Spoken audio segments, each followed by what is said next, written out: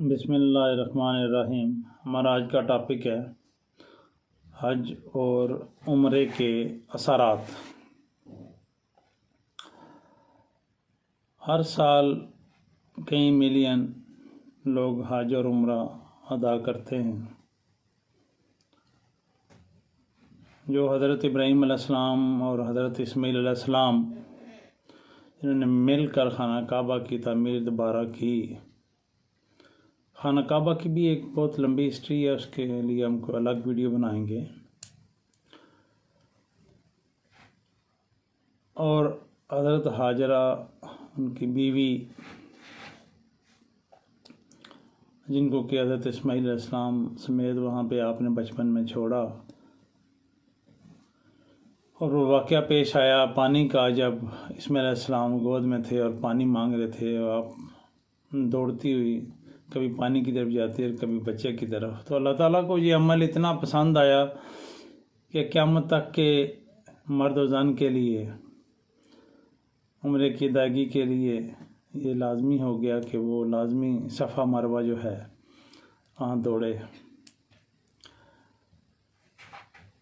دین محمد صلی اللہ علیہ وسلم اصل میں حضرت ابراہیم علیہ السلام ایک ہی بے شمار جو دینی معاملات تھے وہ چلتے چلے آ رہے تھے، اور دین ابراہیمی میں کافی ساری چیزیں حضور صلی اللہ علیہ وسلم کے میں شامل رہے۔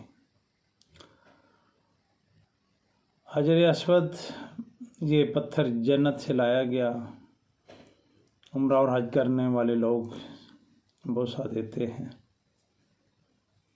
اور علماء لکھتے ہیں کہ یہ گناہوں کو چوس لیتا ہے یہ پتھر۔ 632 میں آپ صلی اللہ علیہ وسلم نے اور صحابہ کرام نے حج ادا کیا۔ 1831 میں انڈیا میں بیماری طاعون کی پہلی ہسٹری کے اندر موجود ہے، تو اس میں مکہ میں جو اس وقت کے حاجی تھے وہ بھی کافی حد تک وفات پا گئے۔ عمرہ کی ادائیگی کے لیے دنیا ساری سے مسلمان مکہ مکرمہ جاتے ہیں اور عمرہ ادا کرتے ہیں۔ اب ہمارا آج کا جو ٹاپک ہے اس کے مطابق حج اور عمرہ جو ہے جب ہم کرتے ہیں تو اس سے ہمارے جسم اور روح کے اوپر کیا اثرات آتے ہیں۔ ظاہری گناہ معاف ہوتے ہیں۔ حج کے بارے میں فرمایا گیا کہ اس طرح بندہ ہو جاتا ہے جیسے ماں کے پیٹ سے پیدا ہوا ہو، اور باطنی صفائی یعنی روح کی جو ترقی ہوتی ہے وہ بھی حج اور عمرہ کے دوران ہوتی ہے۔ اس میں معاملات جو ہیں لوگوں کے ساتھ ان کا حساب جو ہے وہ الگ دینا ہے۔ اللہ کے ساتھ معاملات ہیں، اللہ تعالیٰ کریم معاف فرما دے اس کی مہربانی، لیکن جو حاجی یا عمرہ کرنے والے حضرات ہوتے ہیں وہ یہ سوچنے کہ ہم نے لوگوں کا مال دبا لیا، ہم نے کسی کے مکان یا پلاٹ پہ قبضہ کر لیا، کسی کی پراپرٹی ہتھیا لی، اور اس کے بعد حج کرنے کے لیے چلے جائیں، عمرہ کر آئیں، تو وہ معاملہ الگ ہے جو لوگوں کے ساتھ ہے۔ وہ قیامت والے دن اس کا حساب الگ دینا پڑے گا۔ کیا فیصلہ ہوتا ہے وہ تو اللہ کی ذات نہیں کرنا ہے۔ تو قطعاً یہ نہ سوچا جائے کہ حج اور عمرہ کرنے سے لوگوں کے حقوق جو ہم نے دبا لیے ہیں وہ بھی ختم ہو جائیں گے۔ لوگوں کے حقوق ادا کرنے ہیں مرنے سے پہلے، جس کا جو لیا ہے اس کو واپس کرنا ہے۔ ادھار لیا ہے کسی کا تو ادھار واپس کرنا ہے، مال دبایا ہوا ہے کسی کا تو مال واپس کرنا ہے۔ تو حج اور عمرے کے اثرات میں یہ شامل ہے کہ ہم اپنے معاملات پر نظر رکھیں۔ عبادات تو ہم کر رہے ہیں، الحمدللہ اللہ توفیق دیتا ہے، جتنے بھی ہر بندہ اس کے مطابق وہ کرتا چلا جا رہا ہے۔ حج کے دوران مسلمانوں کے لیے ایک موقع ہوتا ہے کہ وہ بیٹھ کر ساری دنیا کے جو سال پورے کے مسائل ہیں، جو پرابلمز ہیں، وہ ایک دوسرے کو شیئر کریں، بتائیں، ان کو حل کریں۔ زبان کے مسائل تو وہاں حائل ہوتے ہیں، کیونکہ عربوں کی زبان عربی ہے، اور جو عجم والے ہیں ان کی زبان اردو، ہندی ہے، اس کے علاوہ باقی زبانیں ہیں دنیا کی، تو انٹرنیشنل جو ہے انگلش۔ زبانوں کے مسائل تو اپنی جگہ پر ہیں، لیکن مسائل مسلمان بیٹھ کر وہاں پہ ایک دوسرے ڈسکس کریں۔ ہم نے حج کو محض عبادت کے طور پہ سمجھا ہے کہ وہ عبادت کرنی ہے، بس اپنے کام سے کام رکھنا ہے۔ وہاں جو بھی حاجی یا عمرہ کرنے کے لوگ جاتے ہیں وہ اکثر اوقات اپنی عبادات کے اندر بس لگے رہتے ہیں۔ حج کا ایک یہ بھی مقصد تھا کہ آپ آئیں، بیٹھیں، ایک دوسرے کے مسائل، ایک دوسرے کی بات، ایک دوسرے کے مسائل کو حل کریں، سنیں۔ تو یہ چیز کافی حد تک ہم نے چھوڑ دی اور صرف اپنی اپنی ورد وظیفے و عبادات کے اندر لگے رہے۔ اس کا تو ثواب اللہ نے دینا ہے، وہ تو الگ معاملات ہیں۔ مسلمان ایک دوسرے کے مسائل جو کمر پہ 57 اسلامی ممالک ہیں، اگر یہ بیٹھ کر حج اور عمرے کے دوران ہی سن لیں تو کافی سارے مسائل جو غریب ممالک ہیں ان کے حل ہو سکتے ہیں۔ حج اور عمرہ کرنے کے بعد جب ہم واپس آتے ہیں تو وہ کیفیات و برکات مکہ اور مدینہ سے ہم سمیٹ کے لے کے آتے ہیں، لیکن دیکھنے میں یہ آیا ہے کہ وہ زیادہ عرصہ ہمارے پاس رہ نہیں پاتی، کیونکہ واپس آ کر ہم اگر حاجی ہیں یا عمرہ کر رہے ہیں، نیک ہو گئے ہیں، پھر ہم کسی دودھ دہی کی دکان پہ بیٹھے ہوئے ہیں تو وہاں پہ بھی ہم نے کوشش کرنی ہے کہ دودھ قوم کو خالص نہ ہی ملے۔ کسی گوشت کی دکان پہ بیٹھے ہوئے تو کوشش کریں گے کہ پریشر گوشت ہی عوام کو کھلائیں، حلال و حرام کی تمیز زیادہ نہ ہو۔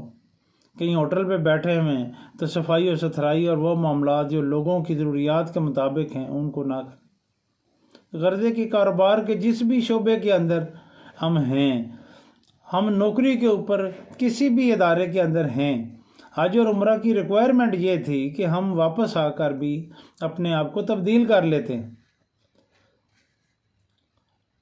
لیکن اکثر دیکھنے میں آیا ہے کہ جہاں کہیں جرائم نظر آئے وہاں کوئی نہ کوئی نام بولتا ہے، جی فلاں حاجی صاحب بھی شامل ہیں، فلاں جی ابھی وہ عمرہ کر کے آئے تھے فلاں جرم میں، وہ بھی شامل ہیں۔ تو ہمیں یہ سوچنا ہے کہ ہم اتنی پاکیزہ جگہوں سے ہو کے آئے ہیں، اتنی برکات سمیٹ کے لائے ہیں، اور لانے کے بعد اپنے معاشرے کا ہم نے کیا سوچا ہے، اس کا کیا کرنا ہے، اس کے ساتھ خالص سلوک رکھنا ہے کہ نہیں، چیز خالص اس معاشرے کو دینی ہے کہ نہیں، یہ ہمیں سوچنا ہوگا۔ گناہوں سے پاک زندگی گزارنے کے لیے استغفار تو ہر وقت ہر ایک کو کرنا چاہیے، کیونکہ پاک ذات تو اللہ کی ہے، باقی انسان تو اسی سے ہی مانگتے ہیں۔ معاشرے کے اندر رشتہ داروں سے کھرا سلوک، ہم جا رہے ہوتے ہیں حج اور عمرے پہ، اکثریت عزیز و اقارب کی ہم سے ناراض ہوتی ہیں، واپس آ رہے ہوتے ہیں تو یہی حالات ہوتے ہیں۔ اگر ملتے بھی ہیں تو رواجن ہم بس جی ہم جا رہے ہیں جی حج عمرے پہ، کسی کے گھر سے رواجن جاتے ہیں، دل سے نہیں، کھلے دل سے نہیں ہم ملتے، کسی کو معاف نہیں کرتے۔ معافی کے خانے ہم نے چھوڑ دیے ہیں۔ جو حج اور عمرے کی ریکوائرمنٹ تھی کہ دل کو کھلا رکھ کے کسی کی غلطیوں کو معاف کریں، ہم سے بھی تو غلطیاں ہوتی ہیں، وہ اللہ کریم معاف فرماتے ہیں، ہم سے مانگتے رہتے ہیں، تبھی ہم چل رہے ہیں۔ اگر پکڑ ہو جائے، اللہ نہ کرے کسی کی، تو پھر تو دنیا میں بھی وہ جن کو پکڑ ہوئی ہے بڑی سخت ہوتی ہے، پھر شدید العقاب، بڑی سخت پکڑ ہوتی ہے اللہ تعالیٰ کی۔ اللہ تعالیٰ معاف فرمائے، اللہ تعالیٰ اپنی رحمتوں سے ہمارے گناہوں کا معاف فرمائے۔ تو عبادات کے اندر حج اور عمرہ کرنے کے بعد اثرات میں خشوع و خضوع بھی ہونا چاہیے۔ عبادت کرتے ہوئے پوری لگن اور دل کے ساتھ ہم عبادت کر رہے ہوں، یہ نہ ہو کہ ہم نماز پڑھ رہے ہوں اور پورے ہماری دکان کا حساب یا نوکری کے ہم تمام معاملات وہاں پہ کھڑے ہو کر نماز کے اندر ڈیل کر رہے ہوں۔ تو خشوع و خضوع جو ہے اس کی طرف قدم بڑھنا چاہیے جب ہم رب کریم کے گھر سے ہو کر آتے ہیں۔ اور ہمیں اس بات کا پورا خیال رکھنا ہے